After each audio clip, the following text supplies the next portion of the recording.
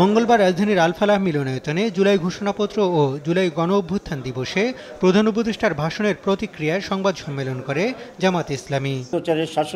লিখিত বক্তব্য পাঠ করেন দলটির নায়েবে আমির ডাক্তার সৈয়দ আব্দুল্লাহ মোহাম্মদ তাহের। ঘোষণাপত্রকে অপূর্ণাঙ্গ উল্লেখ করে তিনি বলেন, ফ্যাসিবাদ বিরোধী দীর্ঘ সংগ্রাম, জুলাই অভ্যুত্থানের টার্নিং পয়েন্ট সহ মানুষের সংগ্রামের প্রতিফলন ঘটেনি। শহীদ ও আহতদের পরিবার সহ জুলাই যোদ্ধাদের মাঝে নতুনভাবে উৎকণ্ঠা পরিলক্ষিত হচ্ছে।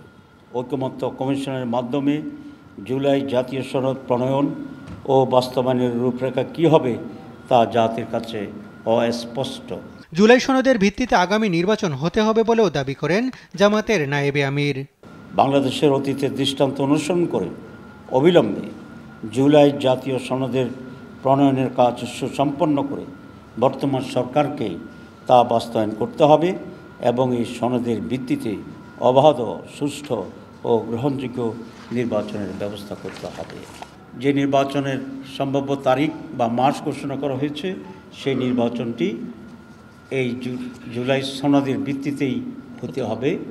এটা পুরো জাতির এবং সরকারের কমিটমেন্টও আছে। সরকার বলেছে যে কমিশন, তারা রিফর্মস কমিশন করেছে রিফর্ম করার জন্য, এবং সেই রিফর্মের ভিত্তিতে নির্বাচন হবে।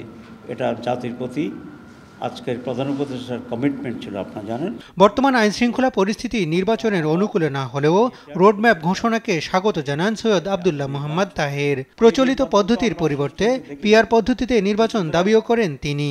ট্র্যাডিশনাল পদ্ধতির নির্বাচন বাংলাদেশের জন্য উপযোগী নয়। 54 বছরের রিগিং, রাতে দখল, দিনে দখল, কেন্দ্র দখল, রেজাল্ট মাঠে একরকম, ঢাকায় আর একরকম হয়, সব কিছু দুইটা করে। সেই জন্য আমরা মনে করছি PR may be the best alternative for experiments, number 1. Number 2, যে PR এর মাধ্যমে ভোটারদের রিয়েল রিপ্রেজেন্টেশনটা হয়। নির্বাচনের তারিখ ঘোষণার আগে রাজনৈতিক দলগুলোর সঙ্গে সরকার আলোচনা করবে, এমন আশাও জানান জামাতের এই নেতা। একেবারে সুস্থ নির্বাচন। হাসান আল মাহমুদ, দেশ টিভি, ঢাকা। ভোটের কোনো ভ্যালু এখানে থাকে না।